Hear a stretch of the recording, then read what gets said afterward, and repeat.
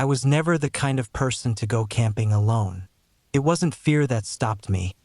It was just that I always thought camping was something best done with friends. Sitting around a fire, drinking, telling stories. It felt pointless without someone else there. But after months of stress at work, I decided I needed the silence. No people, no voices, just me, the trees, and the sounds of the forest. I picked a spot deep in the mountains, a place far away from the usual campsites. It was about a 3-hour drive from my apartment, followed by another hour of hiking. I found the location online, an old trail not many people used anymore.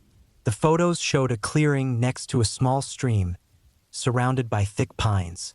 It looked perfect. I packed everything carefully. A tent, sleeping bag, enough food for 2 nights, a small axe for chopping wood, a hunting knife, a flashlight with extra batteries, and my old bolt-action rifle. I wasn't planning on hunting, but I always brought it on trips like this. Out there, miles from civilization, you never knew what you might run into. Bears, mountain lions, or even other people who didn't want you there. The drive was long but peaceful.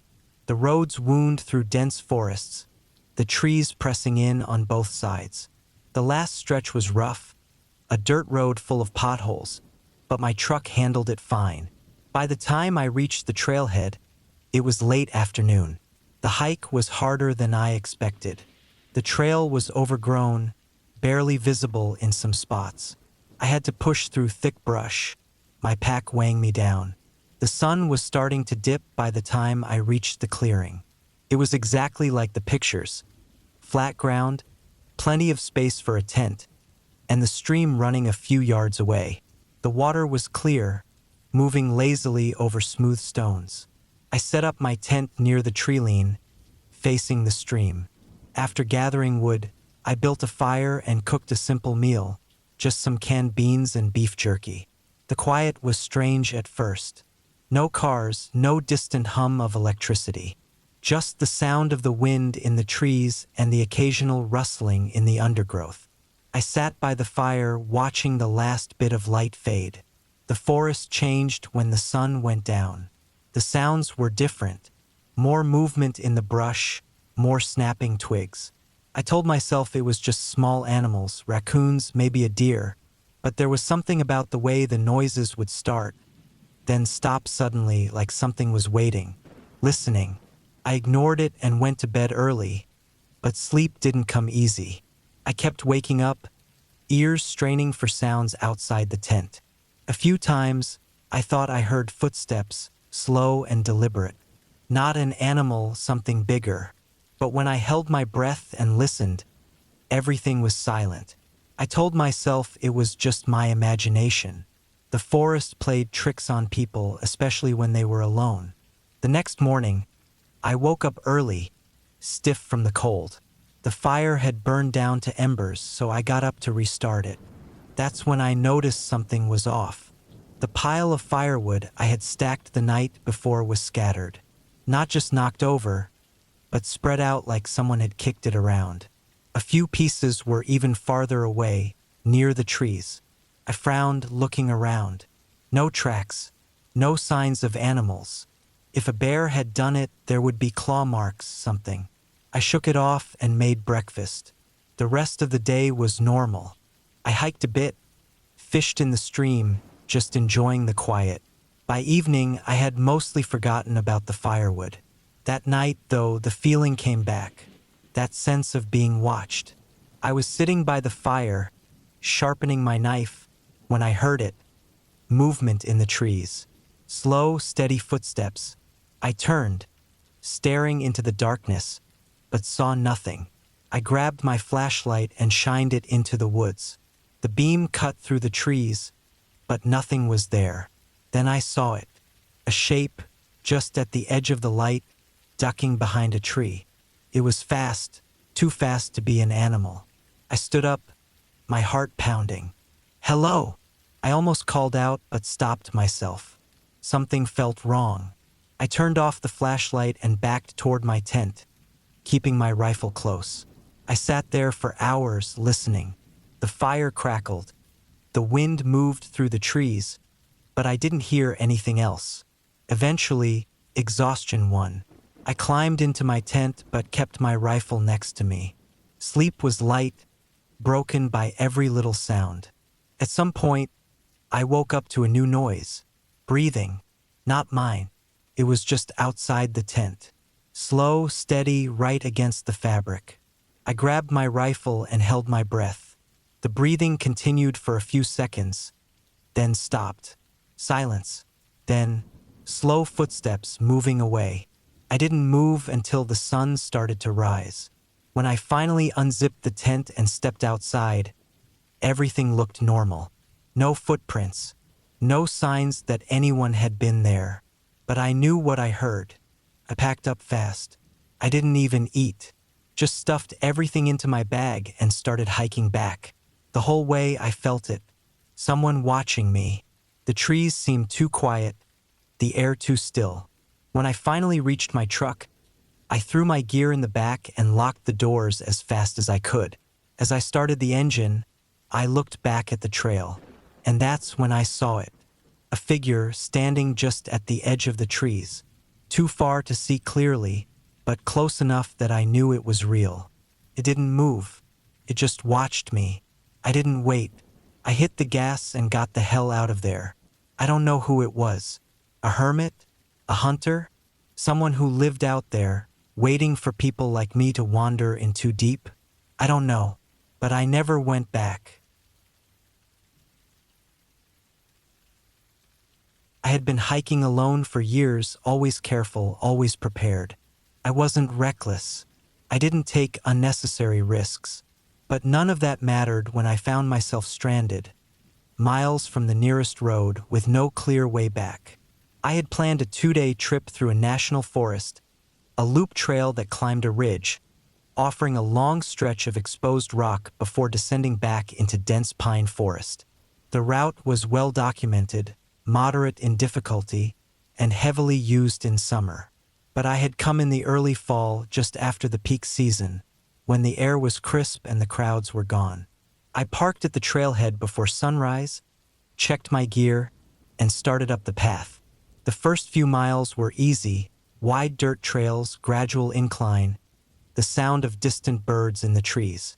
I fell into my usual hiking rhythm, my boots pressing into damp soil, the weight of my pack settling comfortably on my shoulders. The trail climbed steadily, the trees thinning as I gained elevation. After about 4 hours, I reached the ridge, a long, narrow stretch of exposed rock, sloping gently upward. I took a break, sitting on a boulder, drinking from my water bottle. The wind was stronger up here, carrying the sharp scent of pine and cold stone. I looked ahead. The trail followed the ridge for another few miles before dropping into a valley, where I planned to camp for the night. I kept walking. The path was easy to follow at first, marked by small cairns, stacks of rocks left by other hikers. But as I moved further along the ridge, the markers became less frequent. I didn't think much of it at the time. The terrain was open with good visibility, and I could see where the trail should be leading. Then the wind shifted. A low, heavy gust swept across the ridge, colder than before. The sky had darkened. Not storm clouds, but a dull, flat gray. I stopped, checking my map. The terrain didn't match what I expected. The ridge seemed narrower than it should have been, the drop-off steeper. I turned back the way I came, and nothing looked familiar. The cairns were gone. The boulders I had passed earlier weren't there. It was just open rock, sloping downward on both sides, with no clear path. My pulse picked up. I wasn't lost. Not yet. I had a compass. I had my map. I had daylight. I moved carefully, picking my way back toward where I thought I had come from. But the terrain kept shifting. Small ridges and dips that hadn't been there before. I checked my map again, trying to orient myself. If I kept heading west, I would eventually hit the tree line, and from there I could find the trail again. I walked for over an hour. The trees never came. The landscape stretched endlessly in front of me. Barren rock, empty ridges. My legs ached from the uneven ground. My throat was dry, despite my water. Then I saw something ahead. First, I thought it was another cairn. A small stack of stones, slightly off balance. But as I got closer, I realized it wasn't a cairn at all. It was a pile of bones. Not animal bones. My stomach clenched. I knelt staring at them. The bones were old, yellowed, weathered by wind and rain. Some had been cracked as if by pressure. They were arranged in a rough circle, like someone had placed them there deliberately. I stood up, my breath coming fast. I turned, and I saw more. Scattered across the rock in irregular intervals, small piles of bones, some barely visible under thin layers of dirt. A femur, a shattered skull, a ribcage collapsed inward. I backed away, my pulse hammering. This wasn't normal. This wasn't just someone who had gotten lost. This was something else. I turned sharply and kept moving. The wind had died completely. The air felt thick, heavy. My own footsteps sounded wrong against the rock. Too loud, too sharp. I needed to get off this ridge. I kept my pace steady, forcing myself not to run. I moved downhill, hoping to find a slope that would lead me back to the trees. But the ground kept tilting in ways that didn't make sense. Angles that felt wrong, dips that should have been climbs. Then I saw the cave. A narrow opening, barely visible in the rock face, partially hidden by a ledge. I hesitated. Every part of me screamed not to go near it. But I needed shelter. I needed a place to stop, to think. I stepped inside.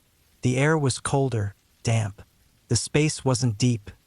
Just a small hollow in the rock, barely tall enough for me to stand. But the walls were covered in scratches. Deep, uneven gouges, overlapping each other in chaotic patterns. I stepped closer, running my fingers over them. They weren't random. They followed a pattern, a frantic repetition of shapes. Tallies, hundreds of them carved deep into the stone. I stumbled back, my breath quickening. I turned to leave, and outside the cave, less than 50 feet away, something moved. It was low to the ground, barely more than a shadow against the rock. Crawling, moving with deliberate, jerky motions. I didn't stop to look. I ran. I scrambled down the ridge, slipping on loose stone, my pack throwing me off balance. My knees hit the ground hard, pain jolting up my legs. I pushed forward, breath burning in my chest. The landscape blurred, rocks, dips, uneven ground. I didn't stop. I didn't look back. Then trees. The moment I saw them, I sprinted. I crashed through the underbrush, branches whipping against my arms. My boots slammed into soft dirt. I kept going, running until my lungs felt like they would split. Then I collapsed. I lay there, gasping, my body shaking. The forest was silent, normal. I pulled out my map, my compass. My hands were trembling so badly I could barely hold them. But I wasn't lost anymore. I could find my way back. I walked for hours, refusing to stop. By the time I reached my car, the sun was setting. I threw my pack inside, slammed the door, and started the engine. I didn't look back. I never reported what I found.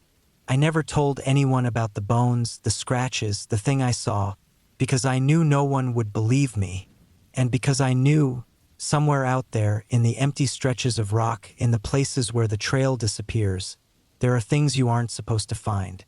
And once you do, they don't let you go. The Volga is a river that has carried travelers, traders, and explorers for centuries. It winds through Russia like a great vein, stretching from the forests in the north to the vast Caspian Sea in the south.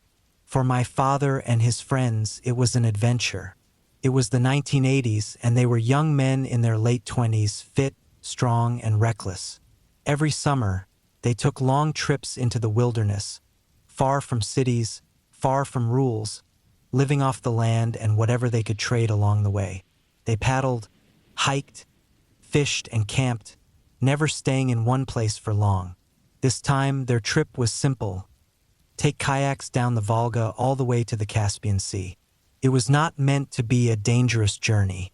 The river was wide, the weather was warm, and there were small villages along the way if they needed to resupply. But it was long hundreds of miles of paddling, day after day, sun beating down, water stretching endlessly ahead. Being Soviet men, they drank. And they drank a lot. Vodka was heavy, and when you are carrying everything you need on your back or in a kayak, weight matters.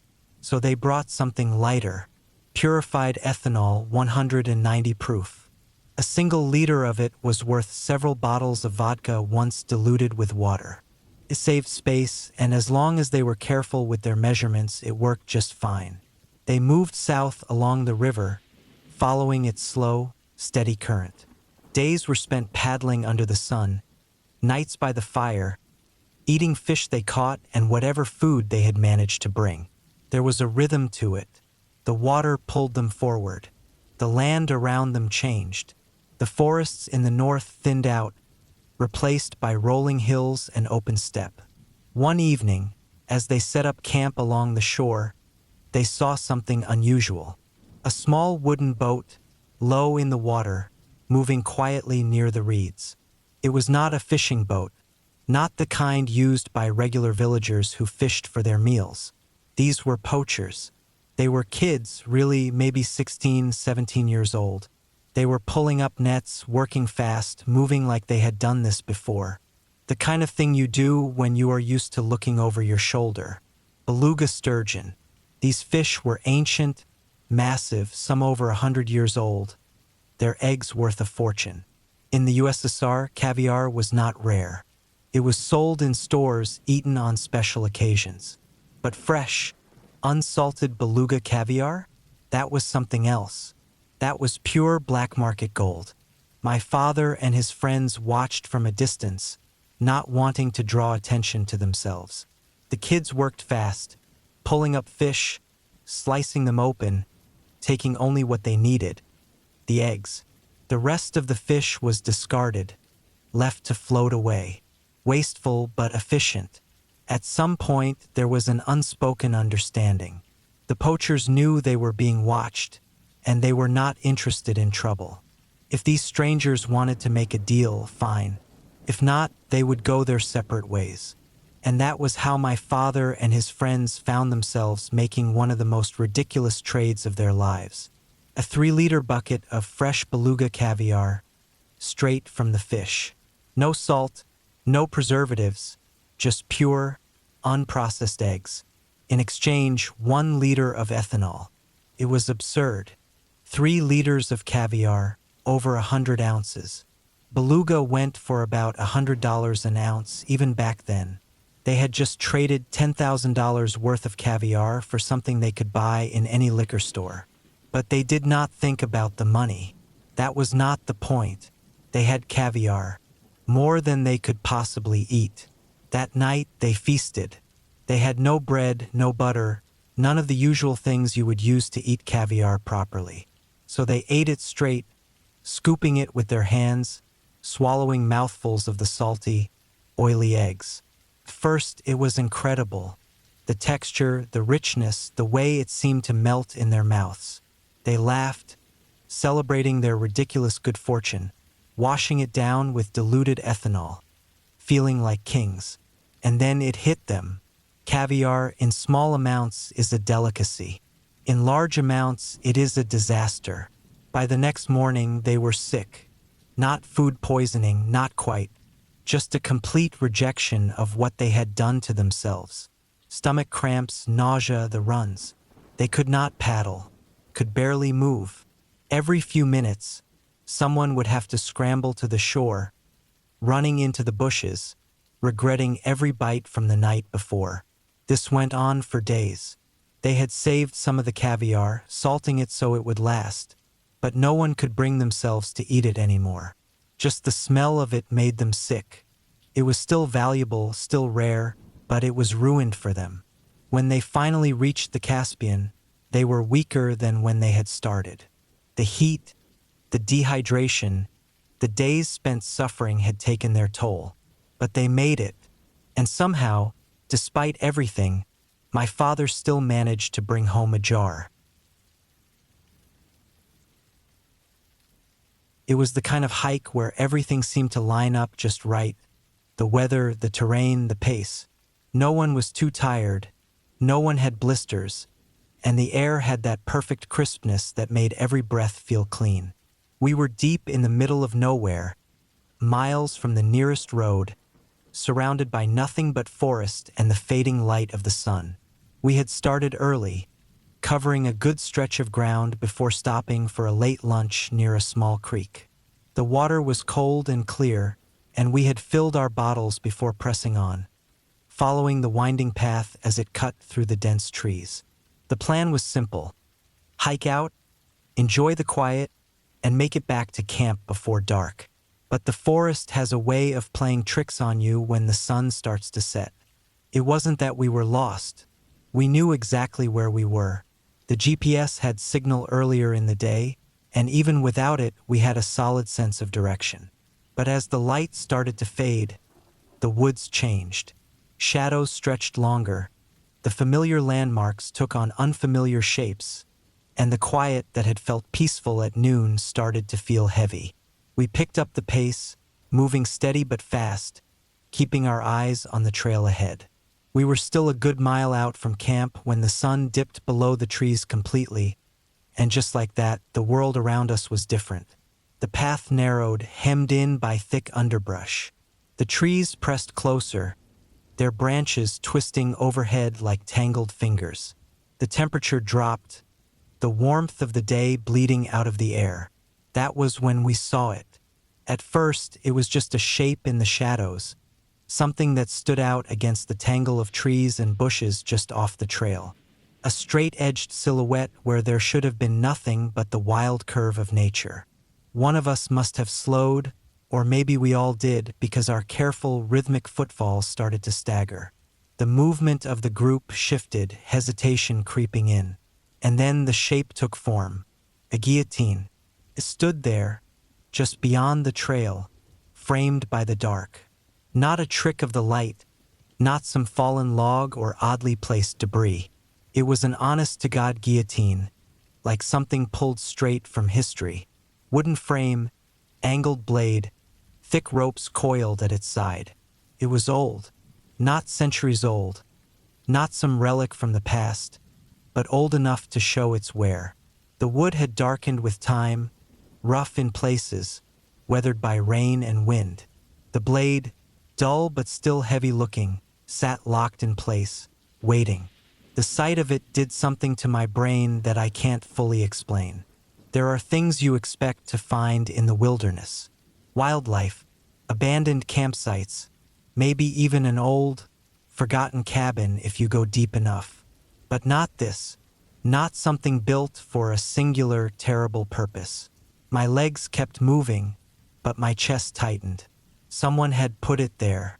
Someone had built it, maintained it, and the fact that it was just sitting there, out in the middle of nowhere, meant someone had a reason for it. We didn't stop, didn't investigate. We just walked faster, pushing forward with that unspoken, collective agreement that whatever the hell that thing was, it wasn't something we needed to stick around for. The feeling it left in my gut didn't fade, even when we made it back to camp. It wasn't fear, not exactly. More like an unease that sat heavy in my stomach, making the air feel too still, too quiet. We didn't talk about it. No one wanted to be the first to bring it up. And to this day, I don't know why it was there. Maybe it was a prop, built by someone for a joke that never landed. Maybe it was part of an old film set, abandoned and forgotten. Maybe, somehow, it had a reason I couldn't begin to understand. But I do know one thing. I never went back to check. Backpacking in Pennsylvania had been my buddy's idea. I didn't mind. I liked getting out into the woods, getting away from everything for a while. No traffic, no noise, just miles of trees and trails stretching out in every direction. We'd picked a spot far enough from any roads that we wouldn't run into the casual day hikers, but still within reach of some well-marked trails in case we needed to bail early. It was deer season, and that meant we had to be extra careful, but we figured as long as we stuck to our plan, we'd be fine. We had been hiking all afternoon, covering good ground, moving at an easy but steady pace. The air had that damp, earthy smell that always comes in late fall, when the leaves have already started to rot into the soil, but the cold hasn't fully set in yet. The ground was soft underfoot, thick with layers of leaves and pine needles, and the whole forest had that muffled quiet that comes just before dark. We found our campsite just as the sun started to dip. It was a good spot, flat, dry, tucked under a thick canopy of trees that would block out the wind if it picked up overnight. There was no sign of anyone else camping nearby. No old fire rings, no trash, just an open stretch of ground with enough space for our gear. As we started setting up, my buddy paused. I didn't think much of it at first. He was the kind of guy who got distracted easily, always looking around, always checking things out. But then he spoke. "Did you hear that?" I hadn't. I told him so. He stood still for a second, listening. I listened too, but all I could hear was the usual forest sounds. The rustling of leaves, the distant call of some birds settling in for the night. Nothing out of the ordinary. He shrugged it off and went back to setting up camp. A little while later, as we were unpacking our gear, he asked me what I thought about hunters. It wasn't a weird question, it was deer season after all, and we knew there were hunters out in the forest. We had seen a few on the way in, dressed in camo, rifles slung over their shoulders, moving carefully through the trees. I told him I didn't mind them as long as they didn't shoot me. That was when it happened. 2 men dropped down from the trees above us. Not from a nearby ridge, not from behind some bushes, from the trees. I didn't even have time to react before they hit the ground, their boots crunching against the damp leaves. They were right there, standing just a few feet away, both of them holding crossbows. I froze. My buddy froze. I don't know what I expected them to do. Yell at us, tell us to leave, something. But they just stood there for a second, looking us over, their expressions unreadable. Then, finally, one of them spoke. We had scared off their deer. That was it. No threats, no anger, just frustration. They had been up in the trees, waiting, crossbows at the ready, tracking their shot, and we had walked right into their setup, ruining whatever perfect opportunity they had been waiting for. I felt a weird mix of relief and unease. On one hand, they weren't aggressive. They weren't telling us to leave or acting like they wanted a fight. On the other hand, we hadn't seen them at all. I looked up at the trees where they had been sitting. There was nothing obvious, no platforms, no tree stands, nothing that would have given them away. Just the thick branches overhead, shifting slightly in the wind. How long had they been there? Had they watched us set up camp? Had they seen us coming from farther down the trail and decided to wait? The whole thing sat wrong with me, but they didn't say anything else. After a few moments of standing there, crossbows still in hand, they turned and walked away, moving down the trail without another word. They didn't look back. For a while, my buddy and I just stood there. The air around us felt different, like the forest had been one thing before and now was something else entirely. The quiet wasn't peaceful anymore. It was thick, heavy. The trees felt taller, the shadows darker. We finished setting up camp, but neither of us spoke much after that. Later that night, as I lay in my tent, I found myself listening. Not for deer, not for birds, just for anything. For the sound of boots on leaves. For the creak of branches overhead. For anything that might have told me we weren't alone. But the woods stayed quiet. Too quiet. Hiking the Colorado Trail with my dad was something we had been planning for a while. It wasn't the whole trail, just a section, but it was still a serious trip. Long miles, unpredictable weather, and the kind of terrain that could wear you down if you weren't prepared. I'd been hiking since I was a kid, and my dad had been the one to get me into it, so I wasn't too worried about handling the trail itself. But the wilderness always had surprises, and this trip ended up giving us one that I still think about. We had started out early in the morning, boots crunching over dirt and rock as we moved along the trail. The weather was perfect, clear blue sky, just enough breeze to keep us from sweating too much. The mountains stretched out in every direction, endless ridges fading into the distance. It felt like we were the only people out there, which was exactly what we wanted. The first couple of days were pretty routine. We hiked, set up camp, made food, and got up the next morning to do it all over again. Nothing unusual, but on the third day, things started to feel a little different. It was mid-afternoon, and we were moving through a dense section of forest. The trees presa in close on both sides of the trail, thick trunks and tangled undergrowth making it hard to see more than a few yards off the path. The air smelled like pine and damp earth. The ground was soft with fallen needles, muffling our footsteps. That was when we heard it, a deep, heavy noise somewhere in the trees. At first, I wasn't sure I had even heard anything at all. It was just a low, rumbling sound, almost like the wind moving through the branches. But then it came again, louder this time, a heavy snort. I stopped walking. My dad stopped too. Moose. That was my first thought. It had to be a moose. Moose aren't like deer. They don't spook and run when they see people. They don't avoid you. They're big, they're aggressive, and they don't care if you're in their way. A bull moose in the wrong mood could turn a quiet afternoon into a serious problem fast. We moved carefully, keeping our voices low, scanning the trees ahead. The sound came again. Deep, heavy breathing, the rustling of something large moving through the undergrowth. Then we saw the tracks. They were big, too big for deer, too rounded for elk. Definitely moose. We slowed down, walking cautiously.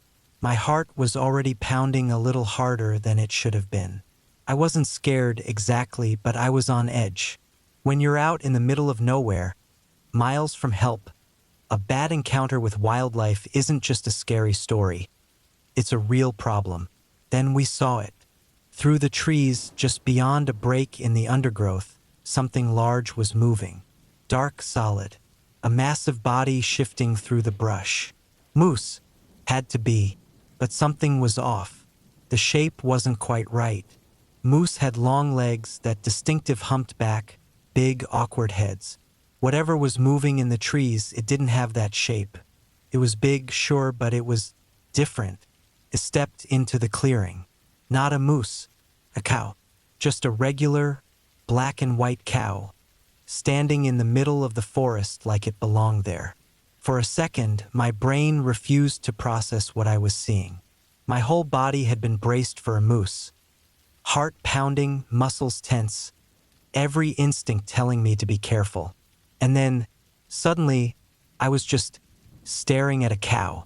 It looked at us. We looked at it. Then it turned and wandered off into the trees, as if we weren't even there. I let out a breath I hadn't realized I was holding. My dad exhaled too, shaking his head. We kept walking, and a few minutes later we saw more of them. A whole herd. Cows just there, in the woods. It didn't make sense. There were no farms anywhere near this part of the trail. No pastures, no ranches. Just wilderness. And yet, here they were, a dozen or more cows, grazing in the trees like they had been there forever. For some reason, the whole thing felt weird. It wasn't like seeing a bear or hearing coyotes in the distance. That would have made sense. This didn't. We kept walking, and eventually we left them behind. The trail climbed higher, and soon we were out of the trees, moving into more open country. I don't know why that moment stuck with me the way it did. It wasn't scary, not really. It wasn't dangerous. But for some reason, I still think about those cows.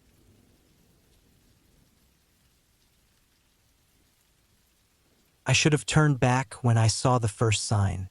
It was early October when I set out for my last solo hunting trip of the season.